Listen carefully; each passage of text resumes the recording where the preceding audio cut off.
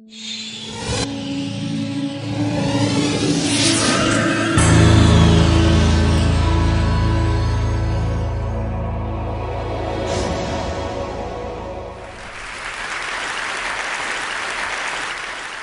would like to talk today about what I think is one of the greatest adventures human beings have embarked upon, which is the quest to understand the universe and our place in it. My own interest in this subject and my passion for it began rather accidentally. I had bought a copy of this book, The Universe and Dr. Einstein, a used paperback from a second-hand bookstore in Seattle. A few years after that, in Bangalore, I was finding it hard to fall asleep one night, and I picked up this book thinking it would put me to sleep in 10 minutes. And as it happened, I read it from midnight to 5 in the morning in one shot. And I was left with this intense feeling of awe and exhilaration at the universe and our own ability to understand as much as we do. And that feeling hasn't left me yet. That feeling was the trigger for me to actually change my career from being a software engineer to become a science writer so that I could partake in the joy of science and also the joy of communicating it to others. And that feeling also led me to a pilgrimage of sorts, to go literally to the ends of the earth, to see telescopes, detectors, instruments that people are building or have built in order to probe the cosmos in greater and greater detail. And so it took me from places like Chile, the Atacama Desert in Chile, to Siberia, to underground mines in the Japanese Alps in Northern America, all the way to Antarctica and even to the South Pole. And today I would like to share with you some images, some stories of these trips. I have been basically spending the last few years documenting the efforts of some extremely intrepid men and women who are putting literally at times their lives at stake, working in some very remote and very hostile places so that they may gather the faintest signals from the cosmos in order for us to understand this universe. And I first begin with a pie chart, and I promise this is the only pie chart in the whole presentation, but it sets up the state of our knowledge of the cosmos. All the theories in physics that we have today properly explain what is called normal matter, the stuff that we are all made of, and that's 4% of the universe.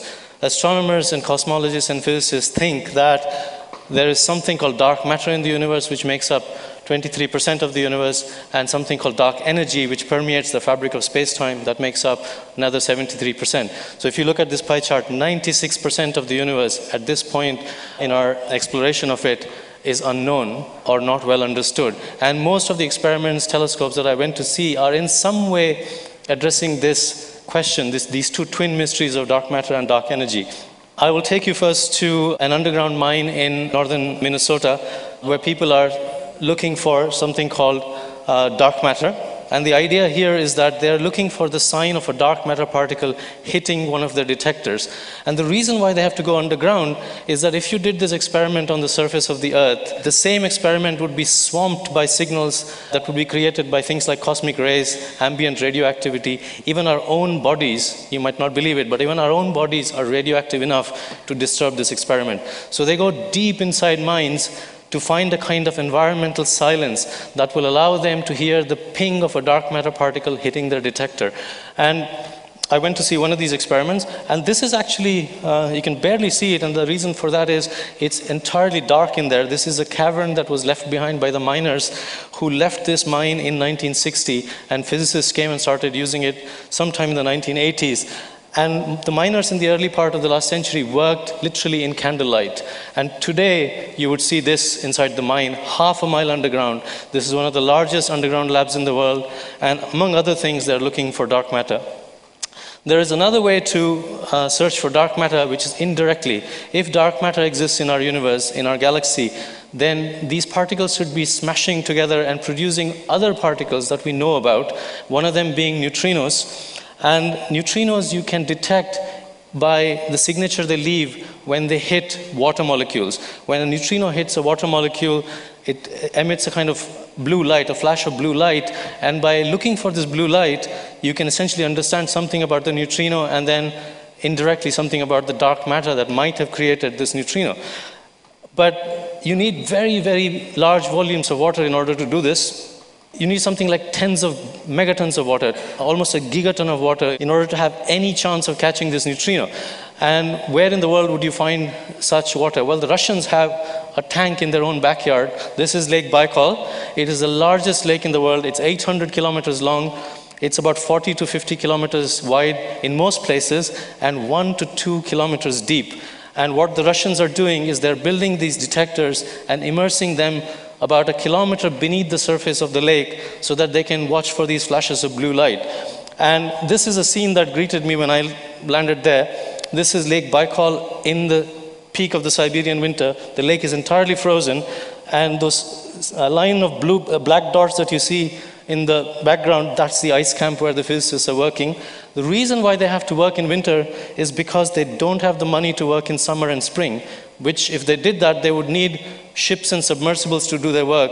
So they wait until winter, the lake is completely frozen over, and they use this meter-thick ice as a platform on which to establish their ice camp and do their work. So this is the Russians working on the ice in the peak of the Siberian winter. They have to drill holes in the ice, dive down into the water, cold, cold water, to get hold of the instrument, bring it up, do any repairs and maintenance that they need to do, put it back and get out before the ice melts, because that phase of solid ice lasts for 2 months. And it's full of cracks, and you have to imagine there's an entire sea-like lake underneath moving. I still don't understand this one Russian man working in his bare-chested, but that tells you how hard he was working. And these people, a handful of people, have been working for 20 years looking for particles that may or may not exist. And they have dedicated their lives to it.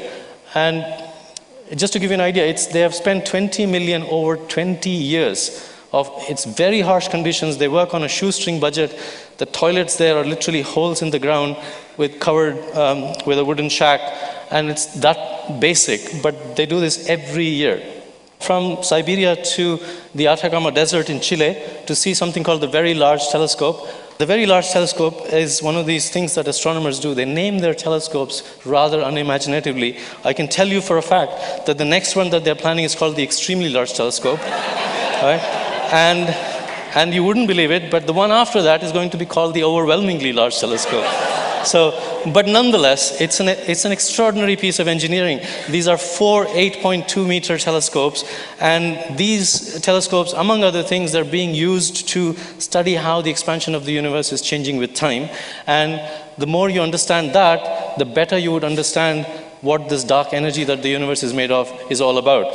And one piece of engineering that I want to leave you with as regards this telescope is the mirror.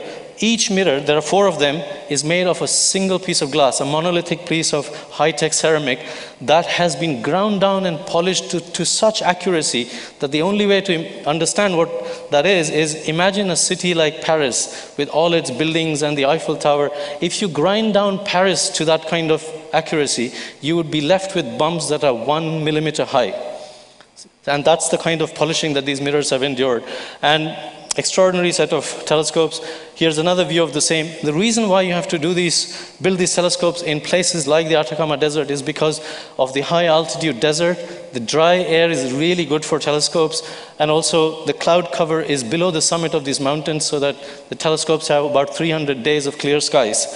Finally, I want to take you to Antarctica. I want to spend most of my time on this part of the world. This is cosmology's final frontier. Some of the most amazing experiments, some of the most extreme experiments are being done in Antarctica.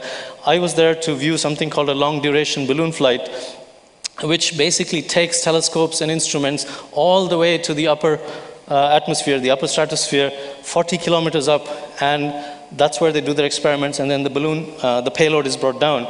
So this is us landing on the Ross Ice Shelf in Antarctica. That's an American C-17 cargo plane that flew us from New Zealand to McMurdo in Antarctica.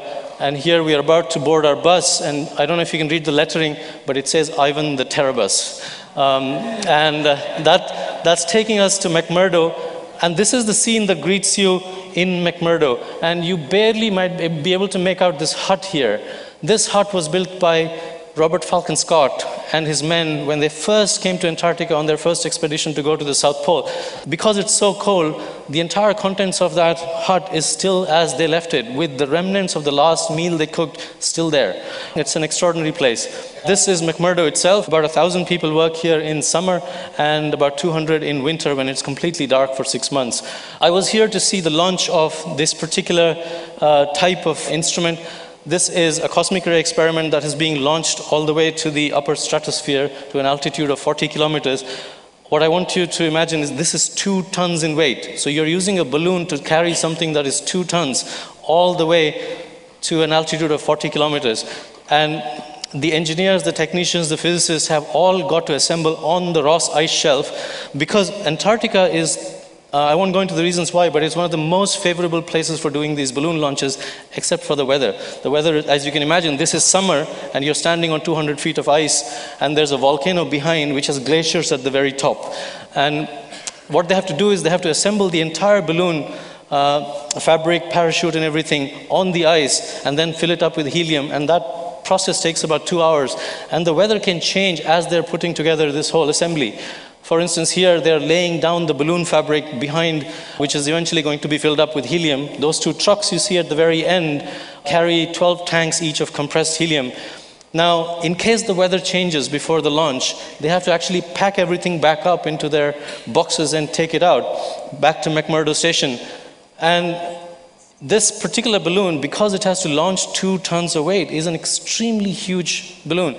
The fabric alone weighs 2 tons. In order to minimize the weight, it's very thin. It's as thin as a sandwich wrapper. And if they have to pack it back, they have to put it into boxes and stamp on it so that it fits into the box again. Except when they did it first, it would have been done in Texas. Here, they can't do it with the kind of shoes they're wearing, so they have to take their shoes off, get barefoot into the boxes in this cold and do that kind of work. That's the kind of dedication these people have. Here's the balloon being filled up with helium, and you can see it's a gorgeous sight. Here's the scene that shows you the balloon and the payload end to end. So the balloon is being filled up with helium on the left-hand side, and the fabric actually runs all the way till the middle, where there's a piece of electronics and explosives being connected to a parachute, and then the parachute is then connected to the payload. And remember, all this wiring is being done by people in extreme cold, in sub-zero temperatures. They're wearing about 15 kilograms of clothing and stuff, but they have to take their gloves off in order to do that. And I would like to share with you a launch. Okay, release the balloon, release the balloon, release the balloon.